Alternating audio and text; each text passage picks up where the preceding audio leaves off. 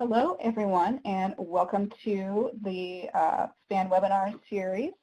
We are going to get started here in just a moment, probably about 1 more minute to let folks finish logging into the Adobe Connect.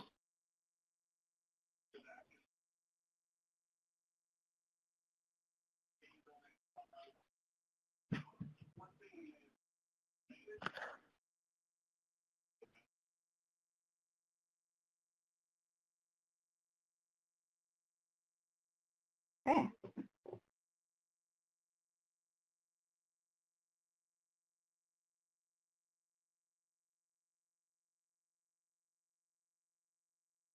So we are 1 minute past the hour. I'm going to go ahead and get started. I will continue to admit people to the webinar as they join, but I wanted to welcome everybody to the EMSC FAN webinar series. This is webinar number 3 for this cycle. And my name is Sarah Lipsey from Atlas Research. I'm going to be facilitating today on this really great and important topic, impacts of COVID-19 and social and health disparities on the delivery of pediatric emergency and mental health care. So again, everybody, welcome. I just want to give a couple of quick updates on some of the features today. We're using Adobe Connect. I see we have a question about being muted. You are actually able to speak. You should remain muted for this time period until we get to the questions and answers. Please mute your phones and your computer microphones when you're not speaking to decrease background feedback.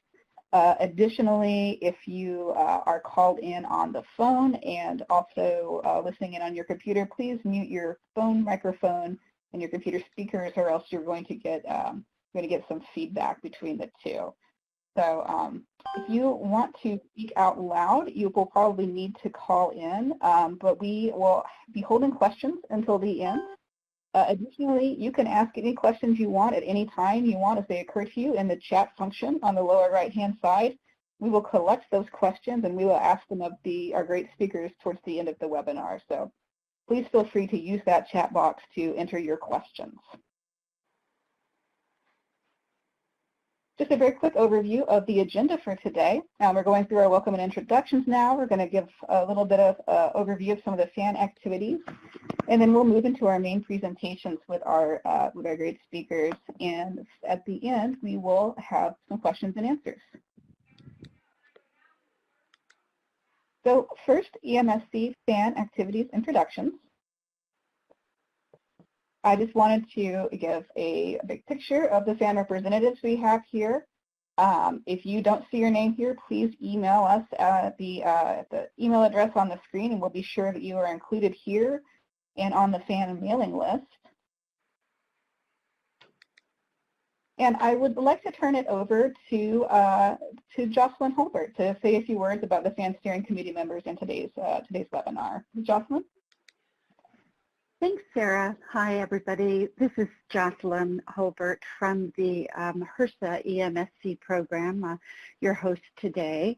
I just wanted to take a moment to thank everybody for joining today. We're very excited about this webinar, and I, in particular, wanted to thank our wonderful speakers, Dr. Vera Fuhrer, Dr. Bo Karubia, and Dr. Annie Lee, all of whom you will hear from in just a few moments, who have taken time out of what is a very busy day for all of them. They're all practicing pediatric psychiatrists, and they've taken time out to join us today to help give their perspectives on what they're seeing out there right now. And I also just want to thank my wonderful steering committee for FAN, many of whom are on the call today and who were very involved in the planning of this webinar for all of the other FANs and everybody else who's decided to join. I just want to say a great thank you for everybody's interest and participation, and I hope that you enjoy today's webinar. Sarah, back to you. Great, thank you.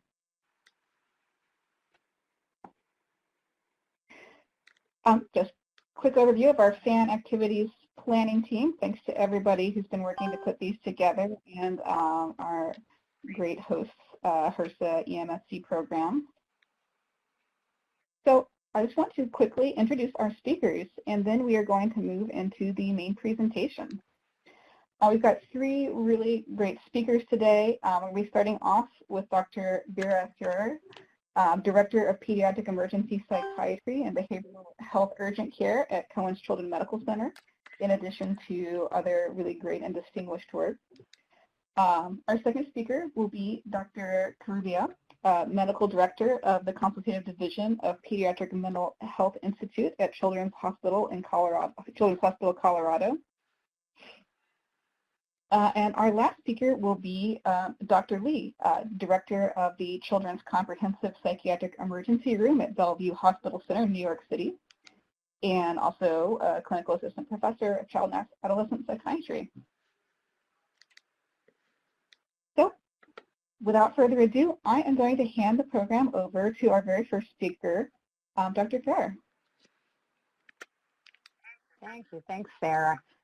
Thanks, everybody, for tuning in today, and I hope we can do this very rich topic some justice in the brief time that we have today. All three of us are child psychiatrists, and all three of us are working in pediatric emergency settings, and we are all also part of the American Academy of Child and Adolescent Psychiatry's Emergency Psychiatry Committee, whose mission it is to develop care standards for pediatric emergency mental health care across the country. So it is exciting to get together and to talk to you guys about this topic that we're all very passionate about.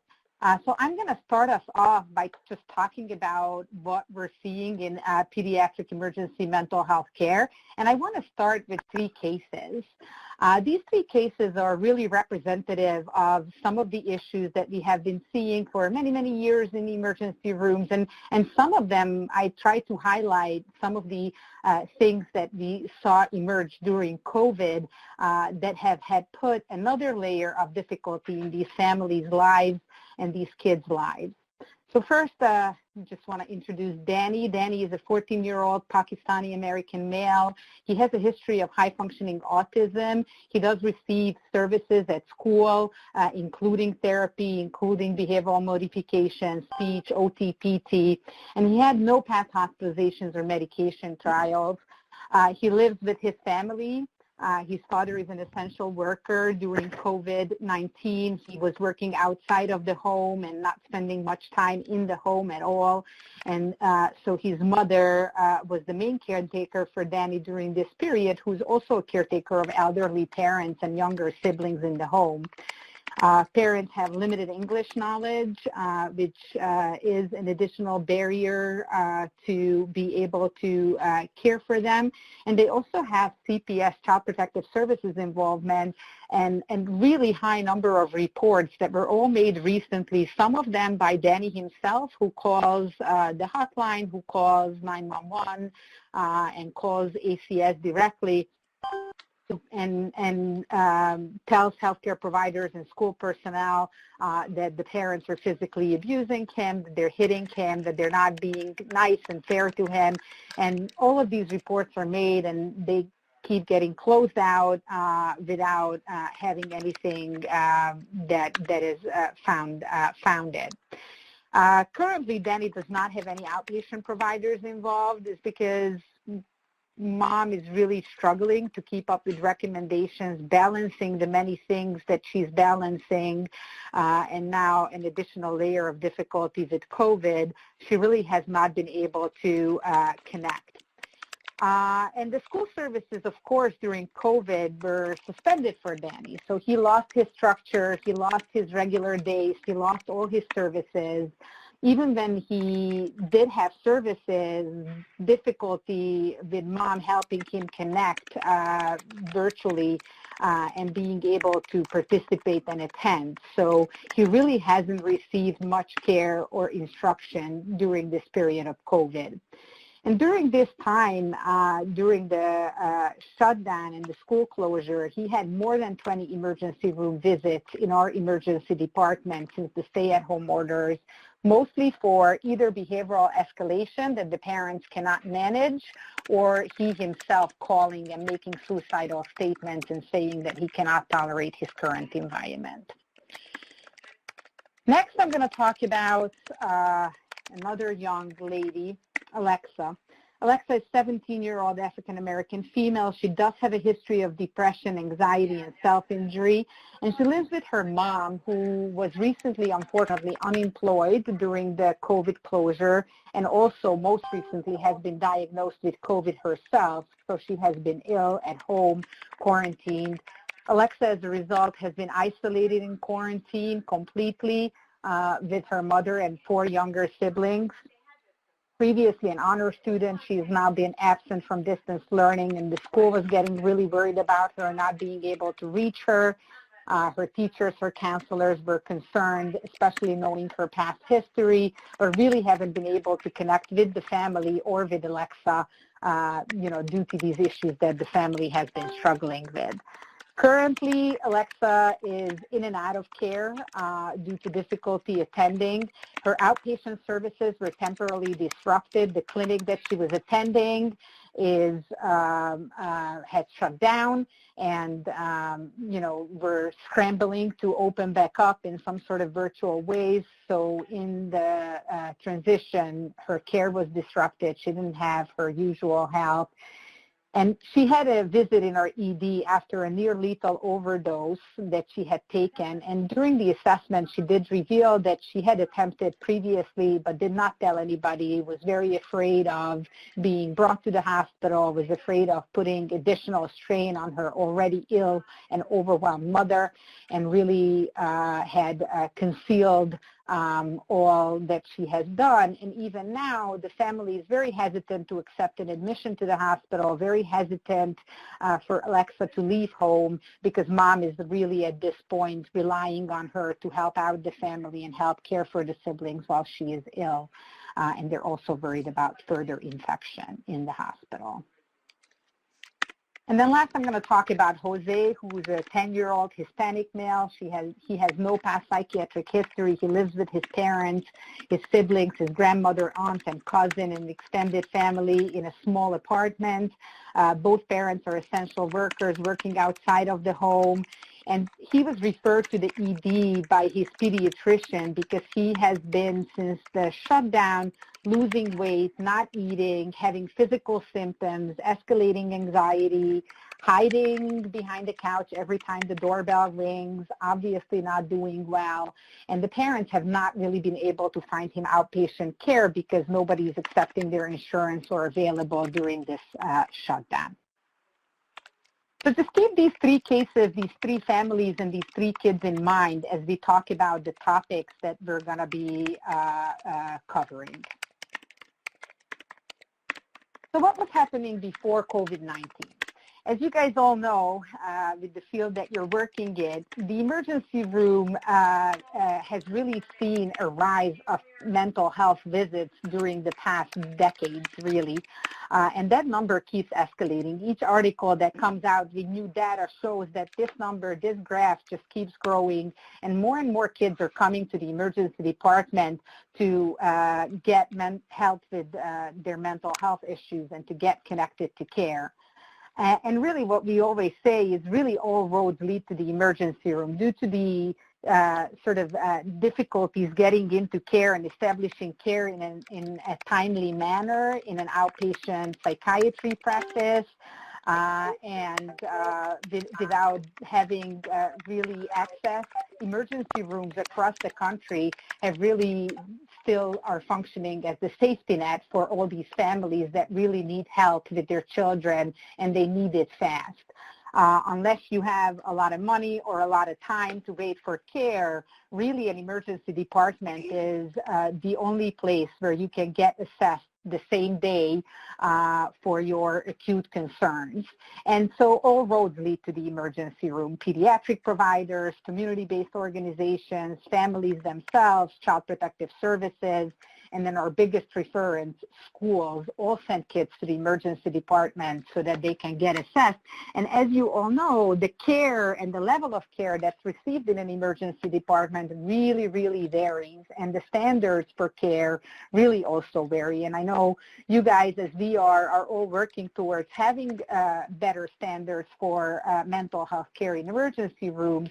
But for now, across the country, this really varies. So there's a lot of problems with the ED, usually because it's an emergency department, so the assessment is cursory. It's focused on safety and risk, as it probably should be. But typically in an ER, there's limited pediatric mental health staffing available. There's limited coordination with whoever sent that child to an ER. There's a lack of continuity and follow-up after an ER visit. It can potentially be stigmatizing depending on what your setting is, especially for a young child to be brought in from school in an ambulance. It is really a lot of places you're handled differently, you're put in a different kind of gown, you're put in all kinds of situations that can be really stigmatizing to children and families. And so that is another issue when we're seeing kids for these issues in the emergency department. It's also often inappropriate resource utilization because a lot of kids that come in really don't need the ER. They really don't need the hospital. They need help. They need a mental health professional the same day to evaluate them perhaps, but not necessarily in a hospital setting. So resource utilization then gets shifted. And it also becomes a revolving door for more complex patients, like I first case, Danny, who had 20 visits within a month. Where it was clear that it's his home situation and his lack of support from schooling and lack of routine that made him unravel, and the ER really does mighty little to stabilize that. It does become a revolving door for families and patients that need a lot more complex help. And it's also obviously high cost and often not family-centered. In the chat, they're asking me to politely ask folks to mute themselves, and if they're typing especially, to make sure that they're muting. Okay. So there's problems with an ER assessment, and we have seen that before COVID. We're going to talk now a little bit about what happened since COVID-19. Like in many of the other issues that we're going to discuss today, issues with the emergency department and people who have special vulnerabilities really got heightened and got significantly enlarged during COVID-19. So there's not much known about pandemics. We haven't had a pandemic of this scale before, but we do know that there's typically 3 phases to a pandemic: a preparation phase that in our country was very, very brief. It really took us all blindsided a little bit that this pandemic had happened. And then there's a top of the curve, and we've all heard and talked about for months about flattening that curve and having the epidemiological measures in place: containment, mitigation, distancing, hygiene measures, closure of schools, and the shutdown that really was necessary to flatten that curve. And the country is in different phases right now of this pandemic. I'm personally in New York, so we're at the bottom of that return to normal phase right now. We don't know what's going to happen, come fall, but we are in that phase. And the psychological issues that present during a pandemic and the timing of them really does depend on where people are in the phases of this pandemic. Because when you're on the top of the curve, and really survival and getting basic things like food and people losing their jobs and people losing family members and everybody being sick at the top of the curve, the impact is going to be very different than in the recovery phase and the return to normal phase, when perhaps things that haven't been addressed yet are going to come to light and now are time to address them. And typically for that reason, the psychological footprint of any disaster, any pandemic, is much larger and later than the medical footprint. So the size of the psychological footprint exceeds the size of the medical footprint, and the timing of it is also different. Whereas physical health impact after a while plateau and those challenges level off, mental health issues just keep increasing and surpass those of the physical issues. And that is what we're expecting come September, come, the beginning of school year for children. For adults, in many places, that already had happened. So, for example, in our adult emergency department, but even in our pediatric emergency department, this shift is already happening where our pediatric colleagues are still seeing about 30-40% less kids than they normally do this time of the year, which was the case during the pandemic for us as well. But since July, we are actually having a much busier summer than other summers, which in pediatric psychiatry are typically quiet because when kids are not in school, a lot of the screenings and a lot of the eyes that are on them are not on them, so referrals are much lower, and that usually is the case every summer. This summer, we're having a much, much busier summer because we have started to feel the impact of the pandemic on the mental health of kids and families. So when the COVID-19 threat happened, there is stress in everybody's life, and some of that stress, like I said, at the top of that curve is adaptive stress. It's about survival. And when there's mitigating factors and interventions, that stress can become processed appropriately and become tolerable and not lead to further illness. But for people who are at risk, for at-risk individuals, for vulnerable groups, for people who have already struggled, for people who are at risk for a bigger impact for people with health inequities and racial inequities, at-risk individuals, or if there's no interventions, toxic stress can develop. And as you can see on the timeline, with the persistence of threat and stressors, these symptoms will worsen and might develop into disorders. So we are seeing right now in the phase of the pandemic where we are seeing some of that toxic stress really start manifesting and the impact of the pandemic being shown in the presentations that we're seeing.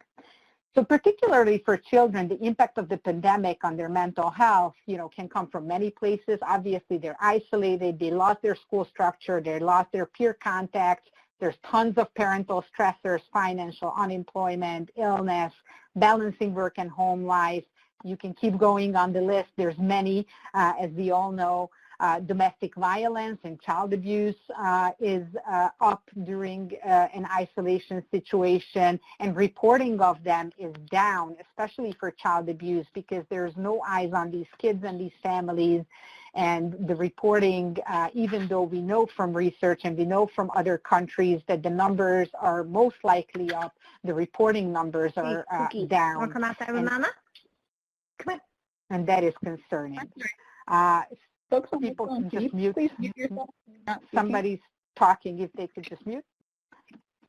And then there's lack of screening and external oversight. There's trauma, grief, toxic stress, loss of family members, and then loss or disruption of existing care that was in place before. All of these are leading to problems. This I talked about a little bit. People are not coming into emergency departments during the shutdown. That was visible in our ER. This is our behavioral health numbers that had drastically dropped at the point of where the COVID-19 arrow points.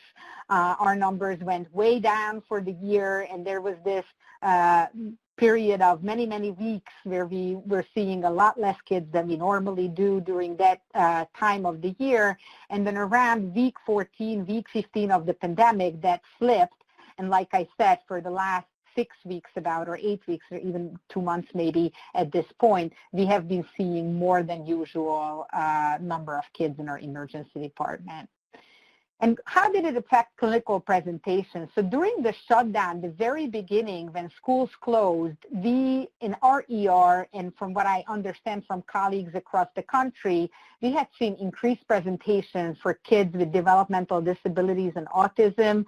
That group is particularly vulnerable to changes in structure and routine, and the loss of their structure, the loss of their regular routine really had a lot of these kids unravel, and a lot of their families families struggle with maintaining them safely in their home environments. So what that also resulted in some families, that we had seen more than usual kids being abandoned in ERs. Abandoned is a strong word, but really the family feeling that they're not able to keep them safe, they're not able to have them in their home, they just cannot deal with them. So leaving them in the emergency department for the hospital to figure out where to place them, or for Child Protective Services to figure out where to place them. And that was happening a lot more than usual. We also saw with many cases that there was a delay in getting care, that people were afraid to come, that really things have gotten a lot worse. And the cases that were coming in were a lot more acute than usual because of the fears of coming into the hospital for care.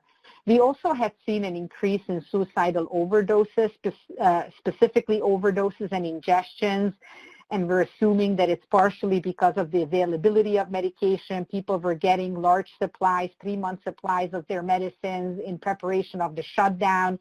People spent a lot of time at home. Kids, you can assume, had more time to search for these medications, and we had seen an increase of that. Also, congruent with what was seen in other countries, in China, and some of the studies that are coming out of Europe, there is an increased presentation of kids with anxiety, depression, and PTSD symptoms. Child abuse and domestic violence presentations were more common as well, and runaway substance use. And like I said, disrupted care, education, food insecurity, housing displacement, those were all things that we were seeing quite a bit of during the shutdown period. And then our staffing had to transition, and Dr. Karoubi is going to talk more about this, but we really had to shift things in the hospital. A lot of staff in many places was shifted to care for COVID patients. My hospital was the hot spot in New York City, and we had a lot of nurses, a lot of other staff that was moved to care for other patients in other units. And that does leave less support for the behavioral health patients. Obviously, concerns about staff safety, trying to preserve PPE, trying to adhere to social distancing measures for the staff within the hospital required us to switch gears. And then regulatory relaxations that had happened across the country did allow us to provide care through telemedicine a lot more than we had ever previously been able to do so. And so rapid staffing and care model changes happened, which again, Dr. Karoubi will talk a little bit more about. So as we're heading into the fall of 2020, we're all anticipating, and some states already had their schools open, and here in New York, we're just getting ready for that to happen. New models of education are developing, new rules in schools are happening. So a lot of new, again, a new wave of adjustments are going to be necessary for kids and families, which we're expecting are going to continue to impact on them.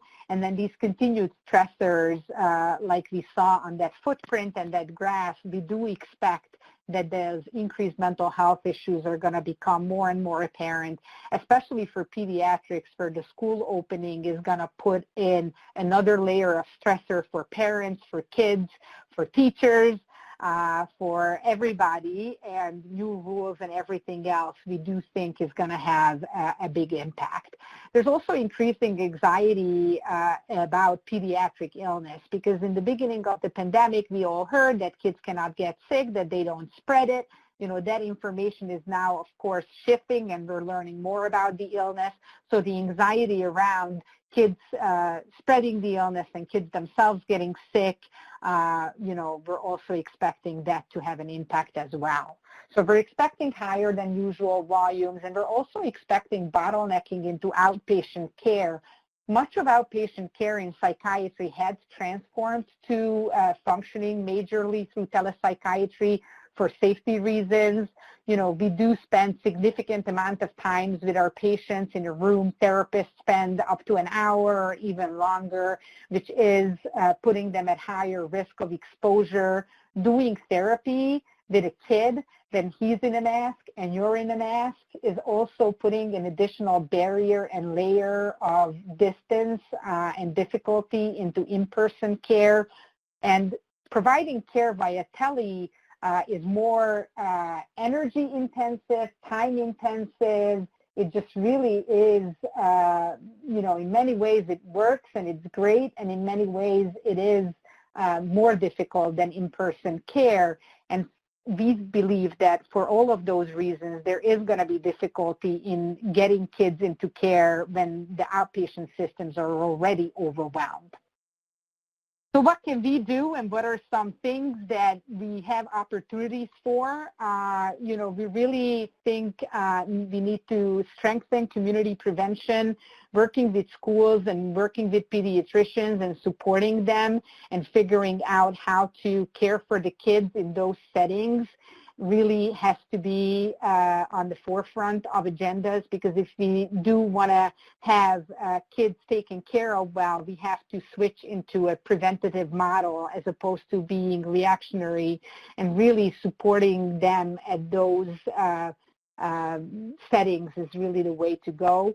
Leveraging data analytics and technology that is our disposal. There's really been a huge boom in that during the pandemic. Obviously, telemental health, telepsychiatry has really taken off, but so did other things like digital therapies and digital support systems, and even this webinar that we're doing, and a lot of that we've been doing during the pandemic with parents and schools. We really have to take advantage of all that. And, that genie is out of the bottle, so to say, now during the pandemic, and we really need to figure out how to take advantage of that and use that to our benefit. And integrating behavioral and physical health services needs to continue to be on the agenda. Supporting the telemedicine regulatory changes to continue so we can continue to care for families in a unique, innovative way.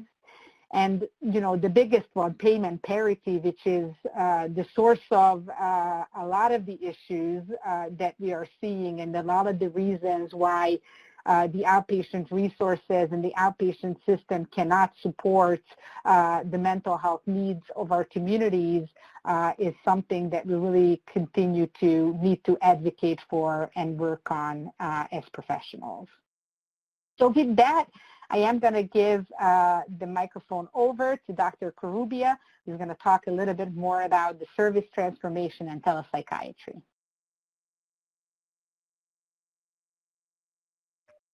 Thank you, and I appreciate the opportunity today to speak with you all. So I'm going to do my best to really try and cover teletransformation amidst the COVID-19 pandemic.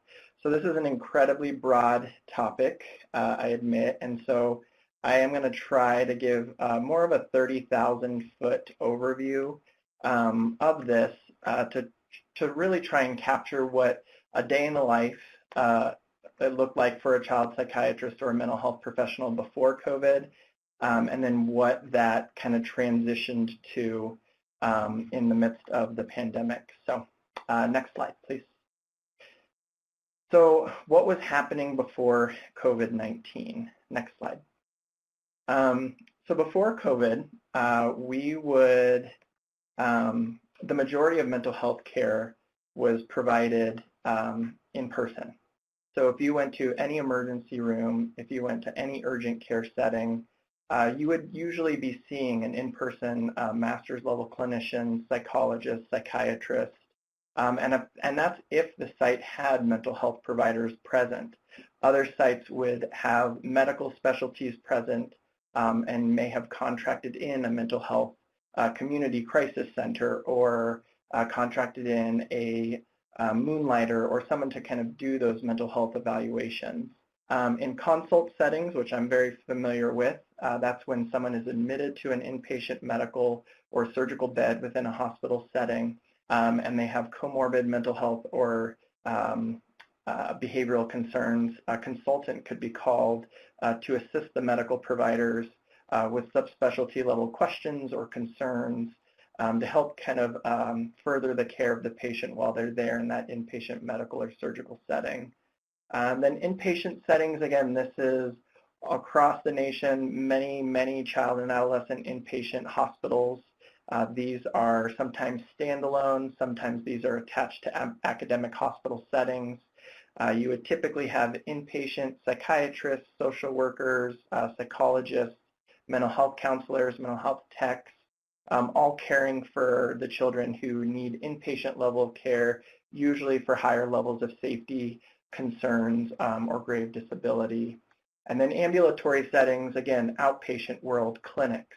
There was a wide variety, right? You have your private practice, you have your outpatient group practices, you have your practices connected to academic and hospital settings. The vast majority of settings, again, pre-COVID, was all in-person care. There were some tele-based programs out there prior to. You could get e-consults was a popular phrase. Some ambulatory services were using, a pediatric or a medical setting could do an e-consult and have a mental health professional come in and do a one-time consult for them. Some settings had this integrated into their care settings with co-located providers. And again, others were using tele. Tele has been used very successfully.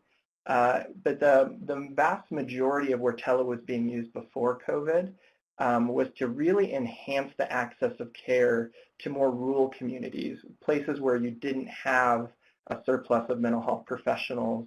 And this is where we really saw the utility of tele kind of prior. There were some emergency room and urgent care settings that were utilizing tele, again, big systems that were covering many emergency rooms.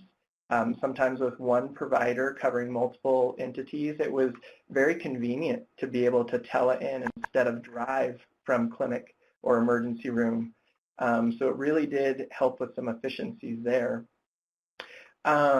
And again, as I said, the vast majority of tele prior to COVID was used to help increase access, mostly more to rural settings. But what were the barriers? So prior to the onset of a pandemic, barriers were very challenging to get through. Some of these included IT issues. The mere infrastructure needed to support a well-functioning telesystem is incredible. The bandwidth that's needed in terms of high-speed internet access, those kind of things, the tech support that's needed, because inevitably these things are rich with problems and connectivity issues. Another huge barrier was financial. Reimbursement rates from insurers and from healthcare companies were not the best rates. Sometimes if somebody tried to solely do a telepractice, the reimbursement rates wouldn't allow for a continued practice. A lot of these programs ended up needing to be grant funded or state funded or some other stream of revenue. They were very, very hard to be self-sustained, meaning the clinical service kind of pays for itself. The reimbursement rates were less than what you would get in your typical in-person setting. So again, it found its niches, but it couldn't wasn't able to be kind of a mainstream option. Other issues were HIPAA, privacy of health information, right? You introduce a whole world of electronic hacking and privacy concerns when things go from being in person, which you can control very easily with doors and walls, to when you're in the electronic and virtual world, much harder to maintain that privacy there. And then regulatory. A lot of issues there were related to where was the provider? So if I was doing tele previously, I would have to be in a clinical setting and the family or the patient would have to be in a clinical room somewhere, and then I could remote and tele to them. Previously, we couldn't tele into somebody's home. Previously, I couldn't be at home if I was delivering those teleservices. There was a lot of regulatory kind of barriers in place to sometimes make this the most efficient route of care that we could provide. There was some restrictions on who could provide telecare, credential-wise, psychiatrists, psychologists, master's level clinicians, nurse practitioners. State by state, these are all variable, but there were many regulations in place to kind of govern the use of telemental health. And then as Dr. Ferrer mentioned, efficiency of care. It sometimes takes 1.5 to 2 times longer to do telecare if it's not something that you're doing consistently. Inevitably there's delays in communication back and forth. There's connectivity challenges. Sometimes you have to get parents to leave the room and kiddos into a different room, and sometimes you need staff on the other end of the telecommunication to help facilitate all of this movement, where in person it would all happen naturally because you're all there together and you could direct that on your own. And in the teleworld, you're at the mercy of somebody on the opposite end of that communication to assist. So as you can see, there are plenty of barriers in place prior to COVID. Next slide. So then COVID occurred. So then what happened to the delivery of care, especially in terms of tele-use after COVID? Next slide. So this slide, again, I wanted to just give some big, broad things that we're seeing and then try and highlight some of these the best that I can. But across the nation, once COVID occurred, we started to see social distancing be put in place, and then we eventually started to see stay-at-home orders. Amidst kind of this happening at the beginning, a lot of the outpatient or ambulatory level systems, medical and mental health, began to close. Emergency rooms stayed open, inpatient settings stayed open, but kind of all of your outpatient, ambulatory, elective type of medical procedures or cares kind of just got put on pause as everyone was taking a step back to see, well, what is going on with COVID? How is this impacting clinical care? How is this all going to occur? Intensified protocols for safe clinical care in various settings. So, this is a really interesting topic. So healthcare systems had to do 2 things, and they had to do both of them well. One, they had to maintain the health and the safety of their patients and provide that medical or mental health care for them. Medical concerns and mental health concerns didn't go away just because a pandemic decided to start. They continued to be present despite the challenges that we were having in kind of our social world and distancing and all the regulations. So systems had to figure out, how do we serve our patients, knowing that potentially we can't do it the same way we've always done it or we've done it before. And then secondly, systems had to figure out, how do we keep the workforce healthy so they can accomplish goal number 1, serving our patients? How do we keep our nursing pools healthy? How do we keep our doctor pools healthy? How do we keep all the staff that interact with patients healthy during the pandemic as well? There was as much fear or more fear within sometimes the medical and clinical settings as there was in the patient and family settings, right? If you're, think of a group practice that has 2 or 3 pediatricians and 2 nurses. That's 5 providers that potentially are taking care of thousands of patients in the community. If those 5 people, 1 or 2 of them get sick, we are severely impacting the ability of that practice to provide care to those thousands of patients. And as Dr. Ferrer mentioned, when outpatient resources become more limited, things become funneled to the emergency room. So just systems had to kind of think about that. How do we keep patients safe? How do we deliver care to them? But how do we keep the staff and the providers healthy so they can provide those cares?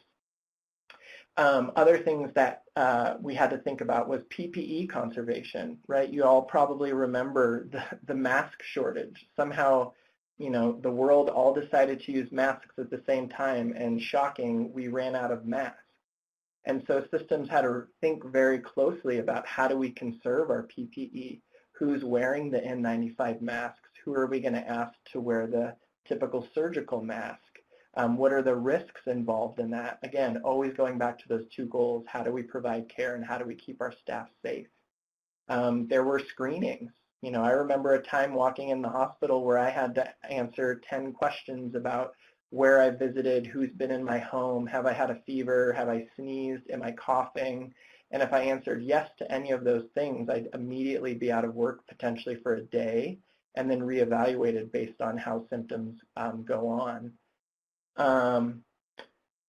Another important thing to think about that COVID-19 kind of brought to our world was, and Dr. Fuhr mentioned this, was relaxation of regulations, right? So we kind of talked about this a little bit. Across state to state, there are a lot of different regulations about who can be providing care, where is the patient, where is the provider, what platform are they using to provide care.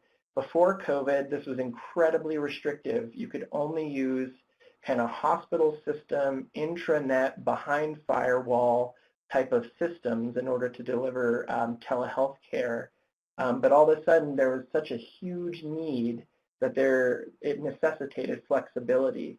So there was a point in time where our hospital even said, use your embedded intranet video system. If that doesn't work, try Zoom, because that's pretty safe. If that doesn't work, default to FaceTime or Skype.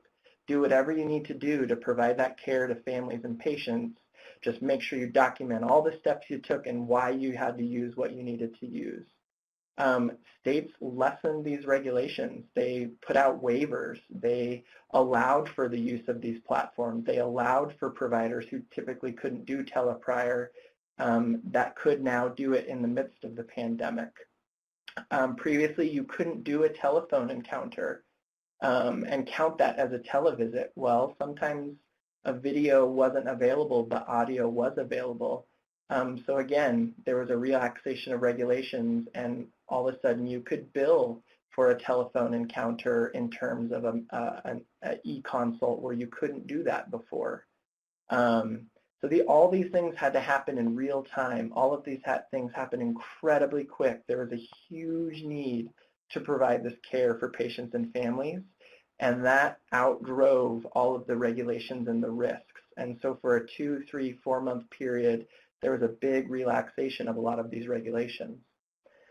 COVID-19 caused a lot of fear. Again, this was commented on before. A lot of people decided it was no longer safe to go to a hospital setting. Hospitals where sick people go. I don't want to go to a hospital or a clinic setting. I might get sick. I could be exposed.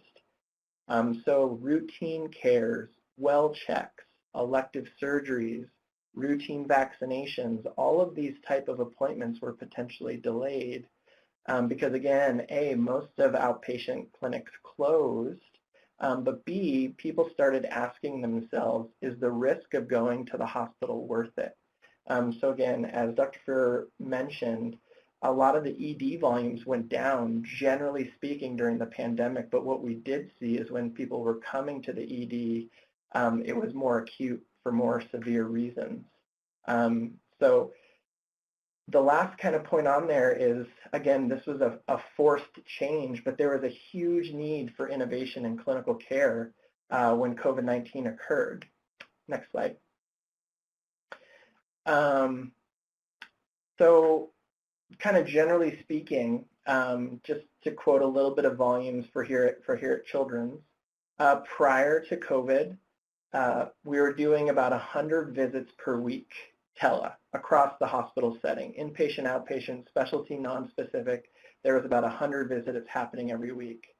In the midst of the pandemic, this was in an article that I saw in a newspaper maybe a few months ago, we were up to about 6,000 visits per week. Again, hospital-wise, specialty, non-specific. But speaking of the Pediatric Mental Institute in our outpatient realm, essentially we were not utilizing tele in an outpatient venue prior to COVID occurring.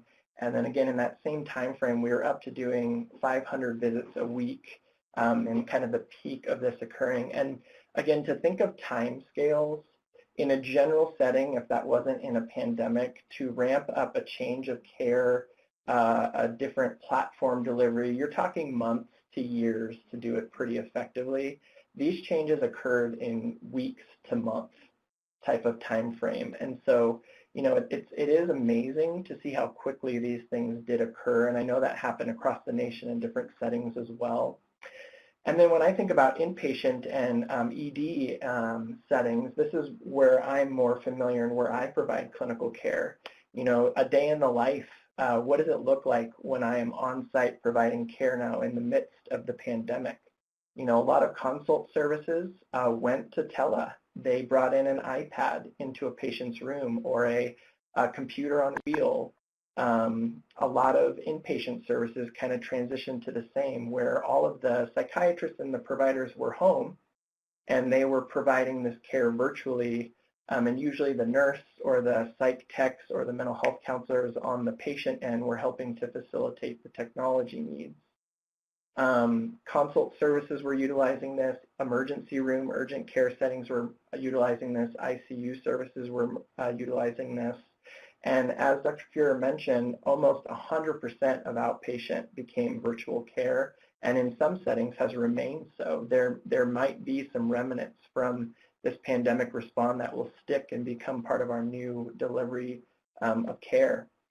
You know, and another point I wanted to make was, what does it look like when I am now providing care in the hospital? When I go into our hospital every day, I get screened every day.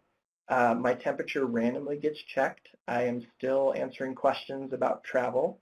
When I'm seeing patients, I'm usually wearing a face mask, or a hospital mask, a visor. When patients are potentially suspected of being ill, we then have to put on gowns, N95 masks. And this is every patient encounter, every day.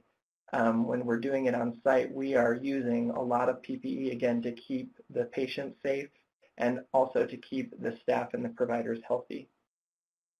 Next slide. The last kind of issue I wanted to point out was billing issues. Again, we talked about this before. During the pandemic, and especially during the initiation, there were a lot of waivers put out by Medicaid company, or Medicaids and insurers to kind of just say, you know what, you can provide tele, you can do it via telephone.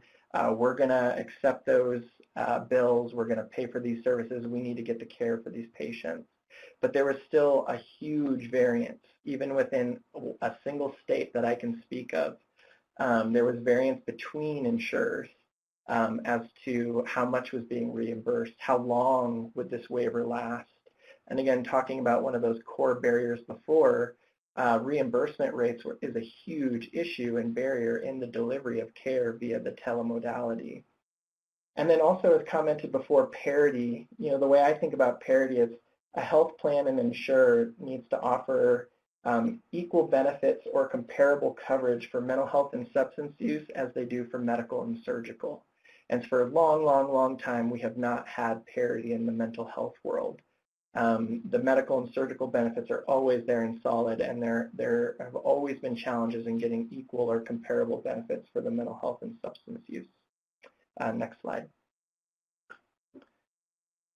So to kind of highlight some of these interesting tele issues, you know, I tried to think of some that I had from the emergency room setting, but I had a more pertinent example from an outpatient setting that I just wanted to share to kind of give an example of why this tele boom can sometimes be challenging for a patient and a family to kind of receive on the other end. So the provider this day was going to be talking to a single mother of 4. She has 2 children, 4 children, 2 school-age children, a toddler, and a middle school-age child.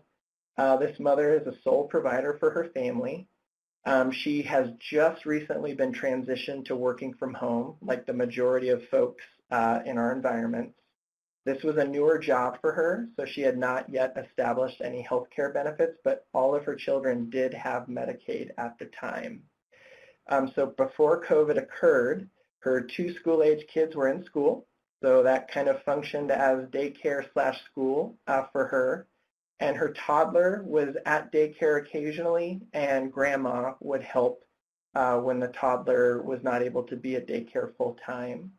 The grandmother was not available on this day for some unspecified reason. Mom had a new intake scheduled for a medication eval for ADHD. It was scheduled for 90 minutes, but mom only was available for 60 minutes because of, again, a time constraint. She was also working from home, and she had a 60-minute window where she was able to do this appointment. Just before the appointment, the front desk messaged the provider stating that mom called in and she couldn't get the Tele app to work on her phone. The provider called the mom directly. They were on speakerphone trying to troubleshoot. Mom had stated she downloaded the app. She couldn't get it to work. It wasn't loading. As you're trying to talk to her on the phone, she said she can't download anything while she's on the speakerphone with you.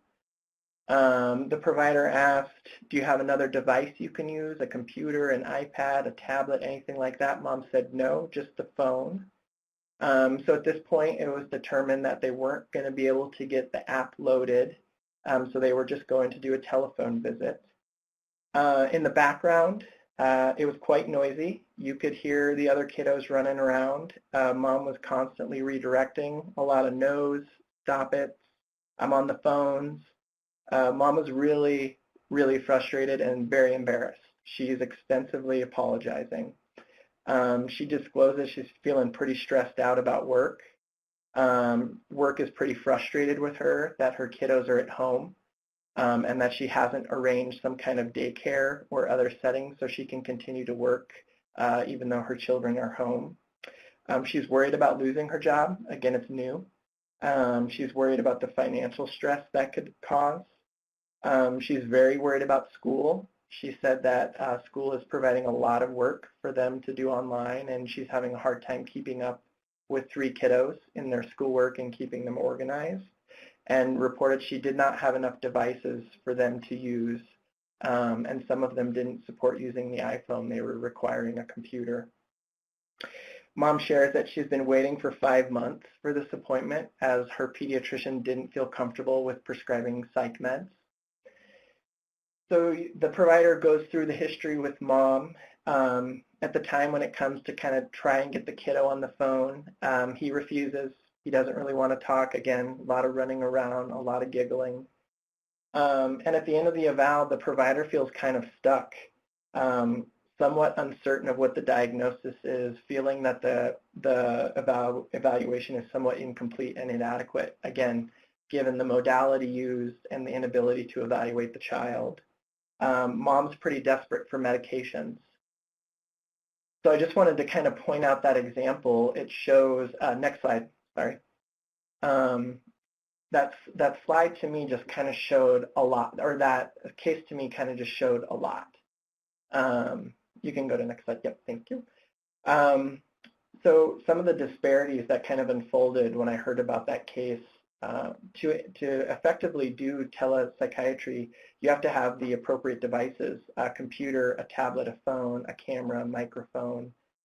Connection is required, right? You can't just have the device, you have to be able to connect, either broadband access or data plans. And as you can see there, broadband of at least 25 megabits per second is kind of recommended in order to do high-speed kind of video support telehealth visits. Data plans, generally speaking, if you are not on Wi-Fi, a 1-hour televisit can use approximately 1 gig of data. If somebody doesn't have an unlimited data plan, this is going to be a huge barrier to use. There's variability in access. Email links are usually sent to families, but you need an email account and access to that in order to load the video session. Some people have to have access to a platform account like MyChart or something integrated into the electronic medical record. Next slide. And then the clinical space within the home. Again, this case kind of pointed that out to me. There wasn't much privacy. There was an incredible need to balance of multiple demands. Mom was trying to work from home. She had childcare issues. We were trying to conduct a clinical appointment in this setting. And so it just really brought out to me, there's been a lot of discussion about a presumed strong correlation between folks who don't have the access of these devices or the ability to have their kids in childcare or to have a nanny or to have alternate things kind of set up and are trying to work from home and trying to support their kids' education from home. This can really show a lot of challenge in able to effectively receive care. in kind of this new tele environment. Next slide. So lastly, I wanted to, what can you all do kind of in the seats that you sit in? That my best kind of thought and advice is advocate, advocate, advocate. The strongest voice out there is not mine. It's not the provider's voice. It's the voice of the patient and the parent. As we talked about, mental health parity is a real thing, and sometimes pandemics and emergencies and crises kind of point these things out. Insurance reimbursement, again, it was lovely to have waivers and short periods of times where kind of insurers were just wholesale approving everything. But how long will that last? Are there funds to support that ongoing? And then lastly, talking to your local representatives, making mental health priorities a priority in that area. A lot of states suffered very high levels of budget cuts because of the pandemic, and they had to make cuts. Some of these cuts are going to be occurring to programs that support mental health care for children. So again, this is where I feel like folks can have the biggest impact, is really advocating for those needs, because unfortunately, as Dr. Ferrer pointed out, the mental health needs are only worsening in the pandemic. The suicide attempt volume is increasing. The acuity of those attempts is higher. So unfortunately, I think we are on the early side of what we're going to see in terms of mental health needs because of the pandemic. And only the future will kind of show us that next direction. But really, that's where you all can help us out, is advocating for those needs. Next slide. Thank you. So with that, I'd like to transition to Dr. Lee to continue kind of talking with you all. Thank you so much for your time. Hi, thank you all. Thank you. So I think that there's so much information that's shared over the past hour, and I want to make sure that so many of the points that I'm about to make have already been highlighted by my two colleagues. So I'm going to try my best to jump into the elephant in the room with regards to this topic. And again, thank you all for spending the afternoon with us on this really important topic. So I'm going to be focusing in the next 10 to 12 minutes a little bit about disparities, particularly related to child and adolescent mental health, and what COVID-19 really revealed in the bigger picture for really the entire country. Next slide. So just like all my colleagues said, what was happening before COVID-19? Next slide. And I'm going to say it really directly. We all knew that disparities existed in mental health across racial and ethnic groups, right? I mean, one can argue it's an open secret, but the other part of it is that there's data to support that. Next slide. If you look at this chart and just look at where the height of each bars are, and you look at the identification of particular groups, and minority youth are less likely to utilize mental health services. And I identify myself as an Asian American, and you can see that Asians actually are compared to other minority groups that are least likely to utilize mental health resources.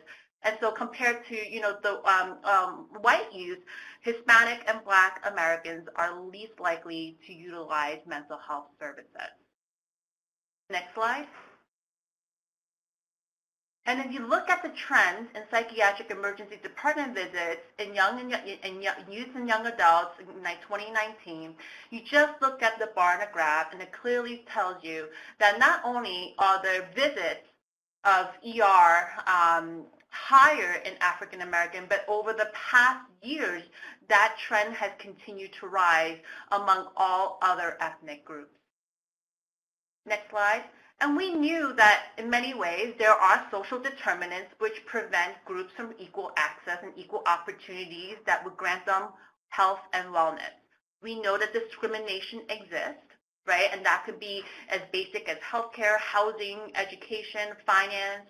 We knew that healthcare access and utilization, as I demonstrated in the visuals, exist, particularly to, are there enough clinicians with that cultural or ethnic background? Are there language barriers? Are there insurance barriers? All of those things are determinants for equal opportunities. Then we think about occupation, which I think revealed itself a lot as to who the essential workers are during COVID-19 and who aren't. And then that draws us to potentially education, income level, socioeconomic status, and wealth gap. And again, we go back to housing. Next slide. So this is a visual, and I want you to appreciate this graph starting from the bottom and going up to the top.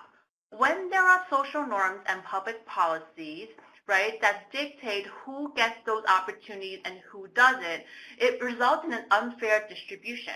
And amongst all those four squares that are in the middle of that graph, you'll see food insecurity, transportation insecurity, exposure to violence and conflict, low education, underemployment, poverty, neighborhood disorder, climate change. All of those things collectively affect our choices that we make, the behavioral risk factors, physiological stress response, literally how our body is going to handle all of that factors and situations, and all the psychological stress, and combine all that together, it's going to result in adverse mental health outcomes.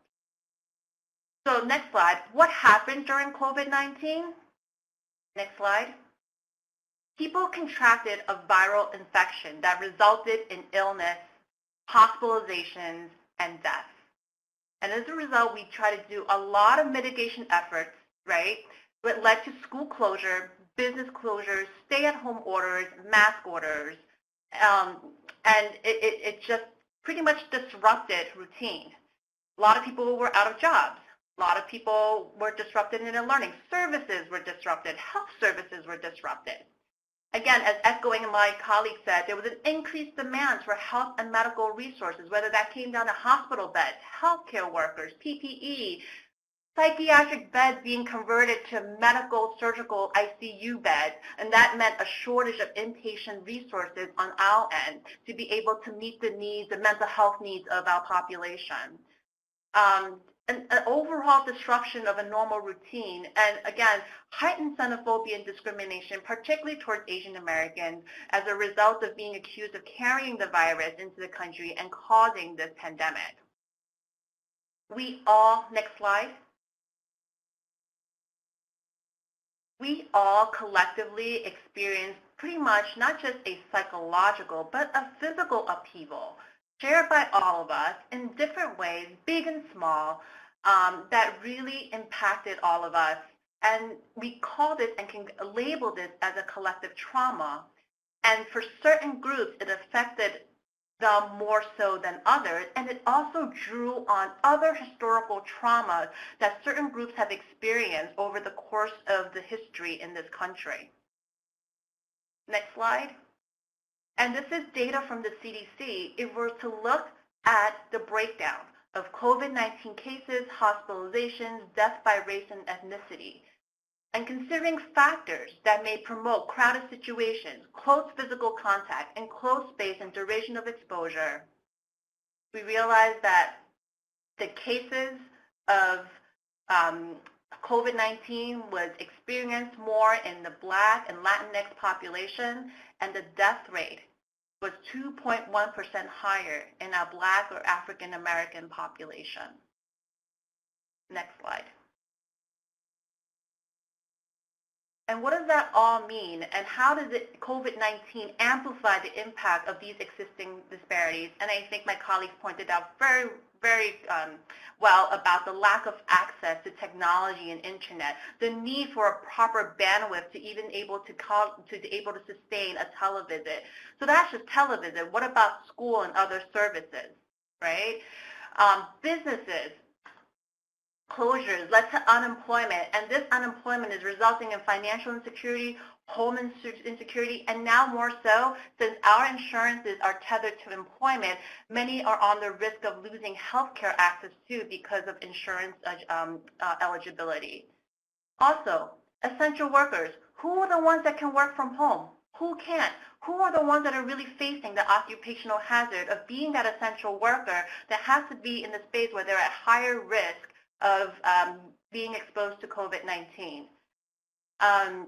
I also saw a lot of older adolescents being parentified to care for their younger siblings while parents had to care for elderly relatives or essential workers who had to go for work, and there was just not available childcare. And, you know, a lot of that burden fell on minorities. And then minorities were also likely to be living in multi-generational homes in urban spaces. And again, that issue came up. Who had that green space and who didn't? And that was a factor in terms of the contagion levels and in terms of, you know, the likelihood of who was going to be able to contract coronavirus. And so all of this led to minorities to experience more ill family members, more hospitalizations, and more deaths. And that grief is a toll on anyone and the psychological well-being of minority populations. Next slide. And when we think about it, right, what is the undercurrent, the underlying root cause of health disparities? We have to acknowledge and embrace the notion that a lot of it has to do with racism, and that racism is a driver in health inequities. And it's more just than what we see. And I hear a lot about this iceberg model, and I use it very well because the iceberg on the top floating is what we see, right? And those are overt acts of racism. But what's below all of that is the structural racism, which I feel with the Black Lives Matter movement, the murder of Ahmaud Arbery, the Breonna Taylor, and you know, George Floyd, really brought to, I think, an awakening of recognizing that below that surface, there were macro-level systems, social forces, institutions, and processes that were reinforcing inequities among racial and ethnic groups. And all of those collectively, such as racial profiling, hiring, housing practices, redlining, police brutality, all of those are chronic stressors. And when a particular group of people or individual human beings, our body responds to chronic stress with physiological stress response, increased cortisol level, that puts them at a higher risk of hypertension, obesity, depression, anxiety, which are then defined as pre-morbid conditions. And those pre-morbid conditions make them more vulnerable to infections just as COVID-19. And the traumatic stress in youth. I mean, this is unprecedented. They experience like acute disruption in their routines and lives. We know that minority youth, particularly Black youth, are more susceptible to high traumatic stress during COVID-19 because of those disparities that I just listed. And I think that, you know, one of the things that I've been able to embrace and working throughout this pandemic is really trying to be as compassionate and as mindful in recognizing the layers of trauma that the minority youth experience from pre-COVID with racism and discrimination, and now during COVID, and all of that that's kind of, you know, synergistically all coming together and wanting to have that narrative be shared, be heard, and validated. And I think that as healthcare professionals, especially as a psychiatrist, I always caution myself when I work with youth, when I especially work with minority youth, to refrain from jumping to a biological model of illness to account for clinical fenomenology, because so much of this, as I pointed out, are layers and layers of complex trauma that we really need to recognize and validate, and also to be able to support and process through so that they can build that resiliency to succeed. So when we think about what we can do, next slide. Actually, I'm going to jump 2 slides ahead. I talked about this, what can we do? I think we as adults can all be good listeners, to pause and to reflect and to think about how our roads, the little steps and the big steps that we take that can either contribute or to change the system in a way that would reduce these health disparities and work towards change. And I think that we as adults can be a good listener to create the space for our youth to share their narratives, to be shared and validated. And of course, we can also advocate for change. Next slide. And what are some changes that we feel are important from I think, a professional level as clinicians, right, and as administrators of healthcare institutions, I think it's so important that we take a step back and check our own biases, because we all do. I know I have some, to undergo that implicit bias training to understand how those biases affect our relationship with patients and drafting of hospital policies. I think there's lots to be done about reducing cultural barriers to mental health care access. How do we improve the mental health literacy of our general population? Whether that may be increasing interpreter services, pamphlets, blogs, TikTok videos, you name it. And again, as Dr. Haribu mentioned, healthcare parity, mental health parity is critical in terms of getting access. We need to recruit and retain more underrepresented minority psychiatrists and invest in those pipeline programs. And also want to highlight that as a lot of corporate America are promoting more diversity and inclusion initiatives to avoid just asking for volunteers, these initiatives require financial resources and investment, and this work cannot be done on a voluntary basis, because we want to make this sustainable. We just don't want this to be a checkbox or anything like that. In order to make it sustainable, we need to invest in those resources, and that does require financial capital. Next slide. And I think that I want to point out two resources. I belong to the New York Council of Child and Adolescent Psychiatry. During COVID-19, we held a forum to address some of these topics, and I think I put the link on here because it actually highlighted some of the key issues and concerns that were brought up on a micro level in the city. And I think so many, I think Dr. Fuhrer and Dr. Haribu already mentioned some of those disparities right on, so I didn't want to repeat them. But I want this to show you guys as an access, as a tool, as a resource for your own leisure to learn more about the information. And as Dr. Fuhrer mentioned, next slide, back in June, the American Academy of Child and Adolescent Psychiatry actually held a virtual forum on this topic. And again, I want to post this up here as a tool and resource for all of you to consider visiting and to learn more about, what some organizations are doing, what psychiatrists are doing, and how we can continue to make these changes more sustainable going forward. Thank you so much. Great, thank you so much. I just want to say thank you to all of our speakers, Dr. Frere, Dr. Karubia, Dr. Lee, for being on today and presenting all of this great information. So now we're going to turn to Q&A. We've got a little over 10 minutes, about 13 minutes or so. We can have some questions and answer. You can ask your question out loud on the phone line.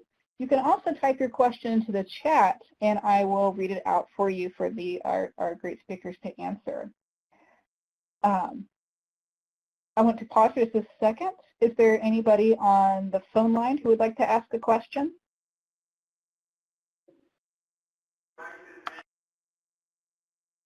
I'll go ahead and read the question we have from Mark. Oh, go ahead.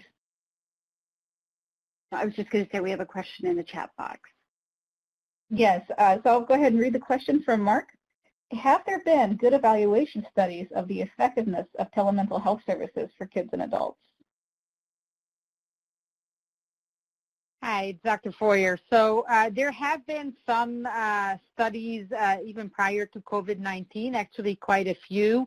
There are some that looked at consistency of diagnosis, consistency, acceptability of treatment from providers and from families, from kids themselves and parents themselves. There's also been validated studies of delivering evidence-based care, manualized care, such as CBT, through telemedicine and in-person care, and they have been showing efficacy.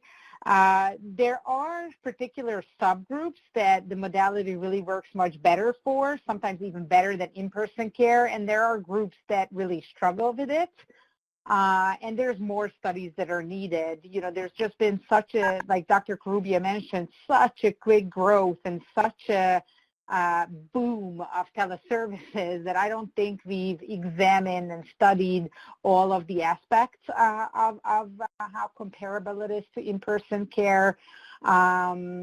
but I'm sure those are going to be coming fast and furious because there has been just so much clinical work done through that. But even before, there were many, many studies that show feasibility, acceptability, and comparability in diagnosis and treatment efficacy. Great. I do see folks are continuing to type into the chat box. I'm waiting for the next question to pop up. Are there any questions on the phone line?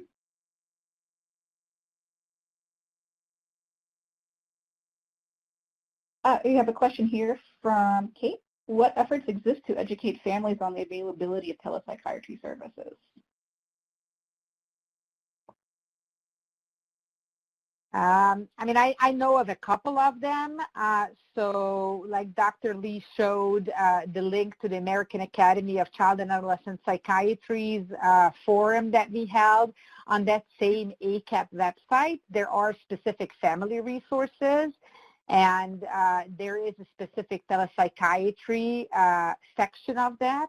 There's also telepsychiatry toolkit for clinicians as well, and helpful tips about how to provide care, but also for families on how to prepare for a telepsychiatry visit, especially for younger children where the parent participation might be even more necessary. There's tips for that, and just tips to what to expect. And then as far as like actual specific services existing, I don't know that there's necessarily widespread efforts, but I think locally, at least in my clinical area, all the clinics that have converted and our own services that have converted, they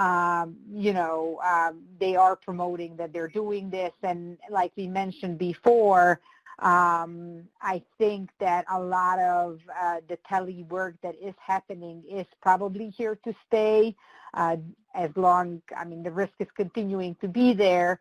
And like we said earlier, these sessions are lengthy and are in closed rooms, and it's not like a pediatric visit or orthopedist coming in and coming out in a couple of minutes. So I do think that we are going to continue to see clinical entities providing care through this modality. But ACAP definitely has good resources for families, so I think that's good to refer them to. I would agree and echo that as well. And I think, locally, every system amidst the pandemic kind of occurring, I think they really upped the broadcasting and marketing of the teleservices. So internal webs or external websites showing, now that we're doing the majority of outpatient visits via tele, while this was going on, there was really easy to follow instructions on how to access care, what resources were available, what clinics could do that. So I think we're going to continue to see that, but I do think a large burden of that does fall to the local entity in a way of almost marketing it out to the families that they're servicing. So I think there is a large burden there in the local level. Right. I see a comment in the chat. Oh, go ahead.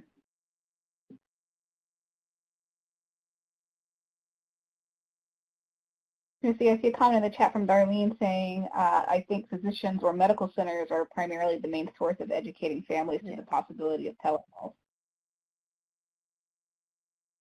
Right, and families typically find out, if they didn't find out from the website, they find out when they call to try to make an appointment and they're told. And, a lot of people do still have, quite a bit of hesitance and are looking for in-person services. And then some people, are very happy and feel a lot more comfortable receiving those services in their homes while that's available. So I think there's, great variability there. Great. Hi, this is Sandy. Can you hear me? Go ahead, Sandy. Okay, I was typing and I thought, well, this is much too long. I live in the panhandle of Florida, and we currently, or not quite 2 years ago, went through a Cat 5 hurricane where our children lost their schools, their homes, their families, the parents lost their jobs. They went through all of that stress and fear. So last year, They partially opened schools. A lot of them were on double session because so many were destroyed, and we saw a big increase in the reports of behavioral issues, PTSD, and particularly just fear. This year we add COVID starting in February, so any structure that was beginning to help them in the school system, not just with their education, but with food and feeling safe again, and all is gone. So they have had a 1-2 punch here of really 3 solid years of fear of not knowing what's going to happen next. We obviously don't have enough people around to provide this care. So how do you talk to the families who are desperate to get help for their children when nothing is available and they're seeing the effect that all of this has had on their children, not just being at home, because a lot of them still aren't back in their homes. A lot of them are still in tents in their yards and being confined there and watching family members get sick and all of that and wondering when the next hurricane's going to come through. So we're really dealing with 2 issues that encompass 3 years providing fear for our children. So how do we handle that? Tough one, I know, sorry. Yeah, that's I mean, first of all, really sorry that you are all going through that and that it's like